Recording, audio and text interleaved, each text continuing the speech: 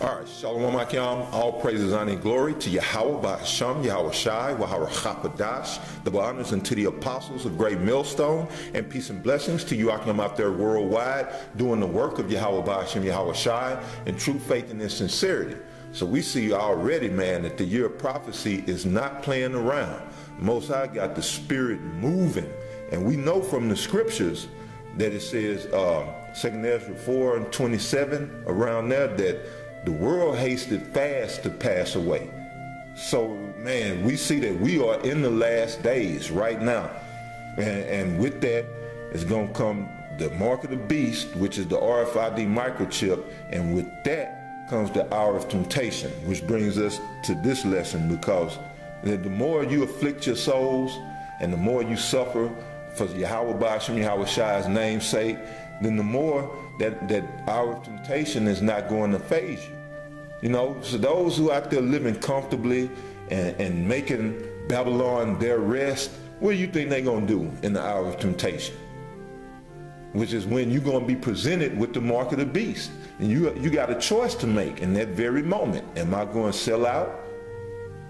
Take this mark of the beast? Because a lot of the people that's going to take it are these Renaissance Christians out here. Them Bible thumping Renaissance Jake, 2/3 that's caught up in this Christianity, this worldly or secular Christianity. They're going to be the main ones taking this chip.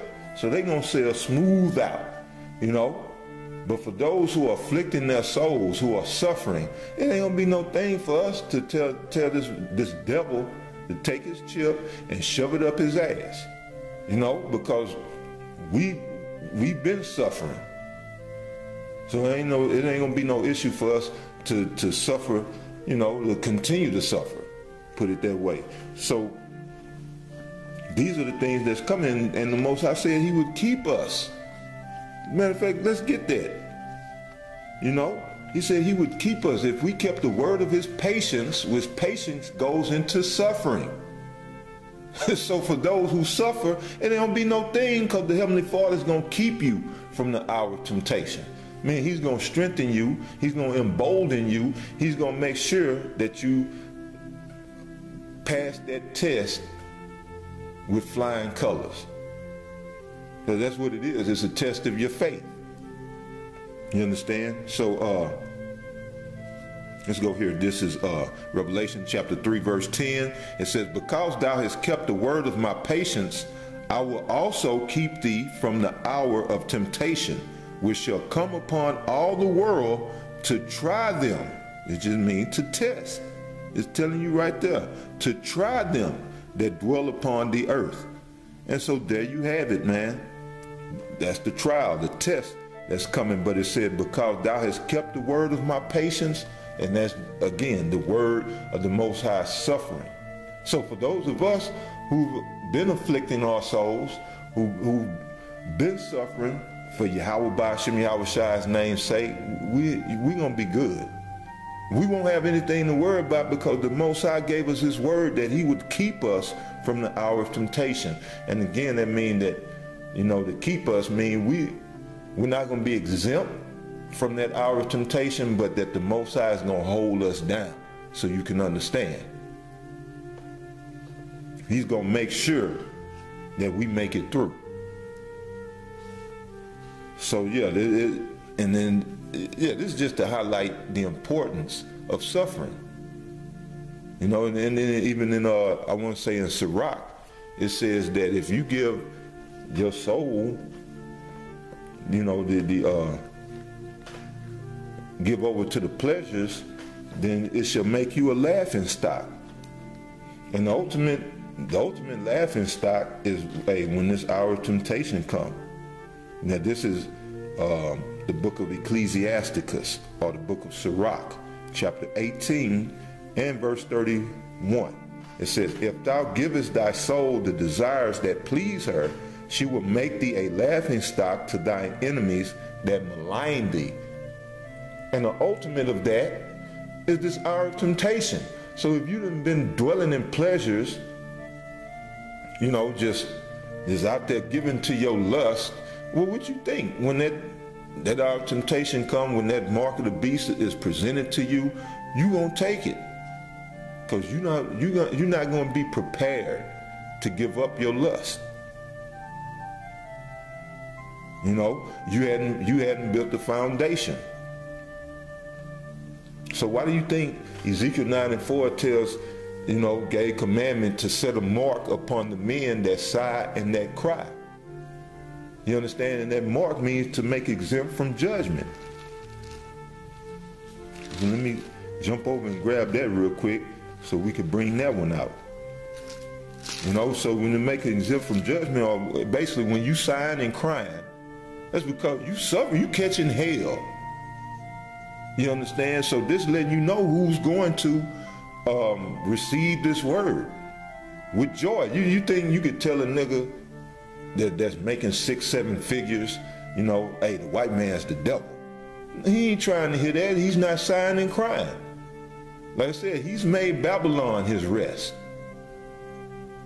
So here we go. This is book of Ezekiel chapter 9 verse 4. And the Lord said unto him, go through the midst of the city, through the midst of Jerusalem, and set a mark upon the foreheads of the men that sigh and that cry, for all the abominations that be done in the midst thereof. So to sigh and cry means you catching hell. All right? And those are the men who's going to, like I said, receive this word. They're going to accept the gospel because, they've witnessed things. They've seen the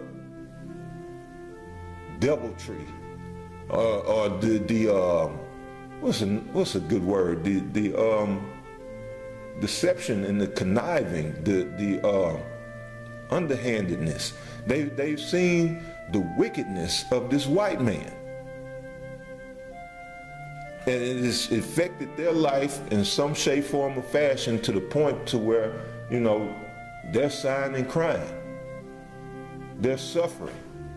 So when they hear the gospel, it's good news unto them. See, the gospel is only good news to the hopeful elect, because we're looking for something better. We know this is not it. All right, like I said, somebody that's having things, they balling, whatever, it's making 6-7 figures. You got some niggas out there making 8-9 figures. Or at least 8. They ain't trying to hear that. They not sighing and crying because they not suffering. So we're gonna go here to the book of Hebrews chapter 2, and we'll start at verse 9.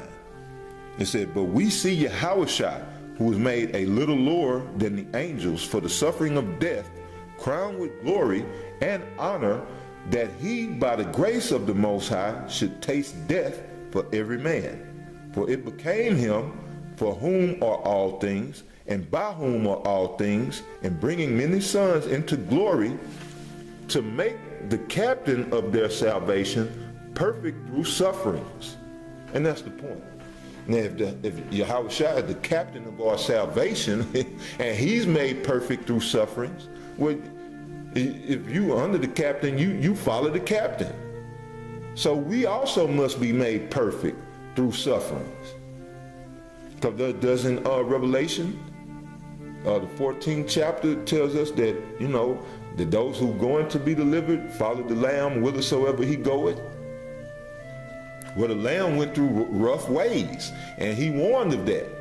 He said, you want to follow me, just understand that the birds of the air have nests, and the foxes have holes, but the Son of Man had nowhere or not where to lay his head. And he was just speaking to the type of life he led through the preaching of the gospel. He was out about doing the Father's business. Yeah, he could afford a house if he wanted it. Yeah, he could have had a wife and children.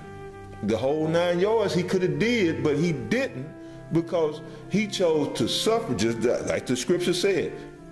He had to be made perfect through sufferings. And so must we, because the disciple is not above the master.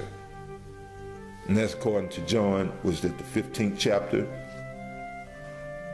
But we're going to go from there to 2 Timothy chapter 2 and read, because that was concerning Yahushua. Now we got to read concerning us. and the importance of our suffering and why we should be fasting right now, afflicting our souls, not only on the Day of Atonement, but, you know, as often as possible to prepare us, man, for what is coming. You know, and I saw the Elder Yashawamba, and he said just that. You know, and I wasn't even putting this lesson together because of that, but that's the right spirit to be in. You know, but yeah, 2 Timothy again, chapter 2, and we'll start at 11. It says, "It is a faithful saying, for if we be dead with him, we shall also live with him. If we suffer, we shall also reign with him. If we deny him, he also will deny us," right? So if you deny him, he's going to deny you. That's fair. That's balanced.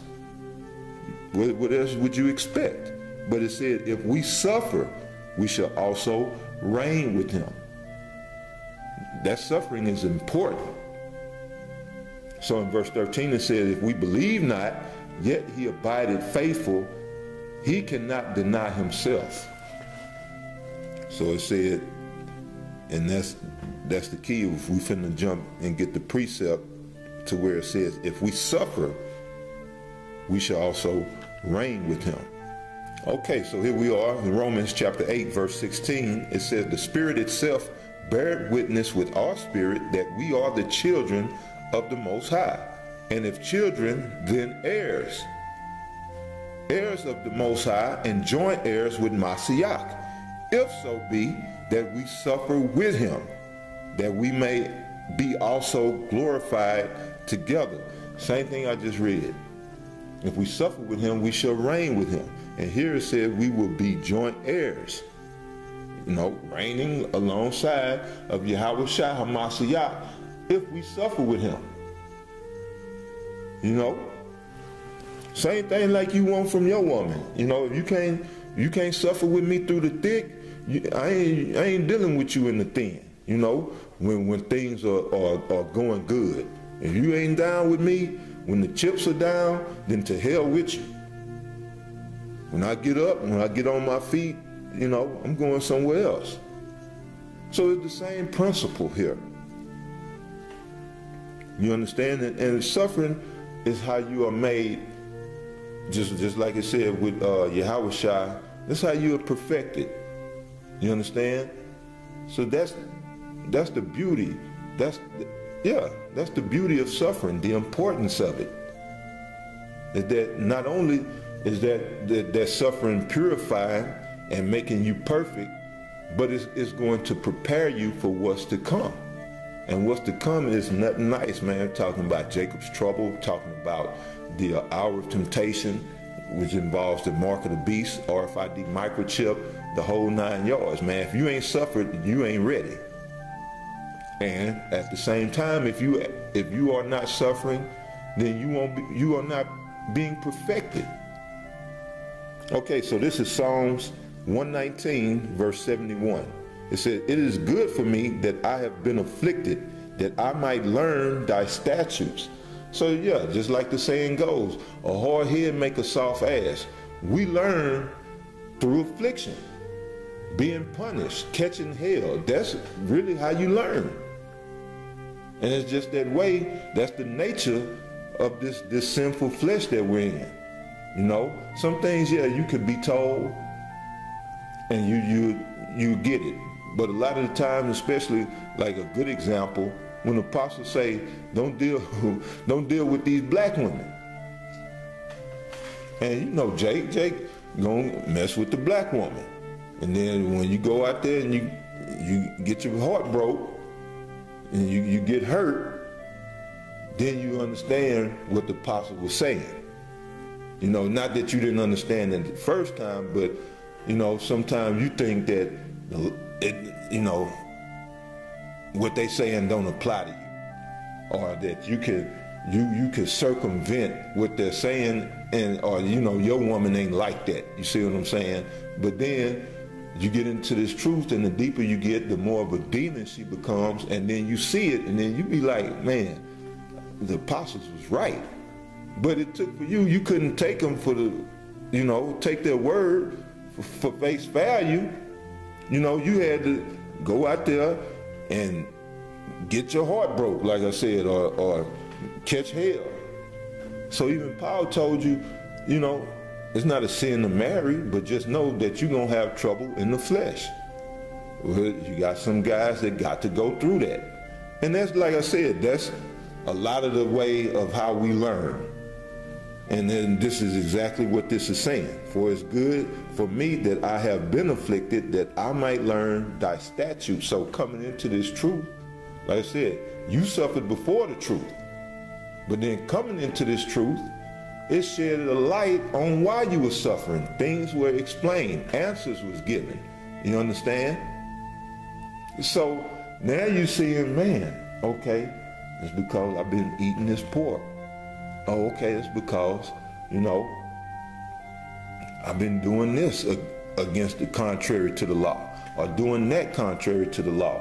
And so you learn and come into this truth that it's been about the law the whole time, and that as a collective, as a nation, we caught hell for transgressing the covenant that was established between us as Hebrew Israelites and the Heavenly Father.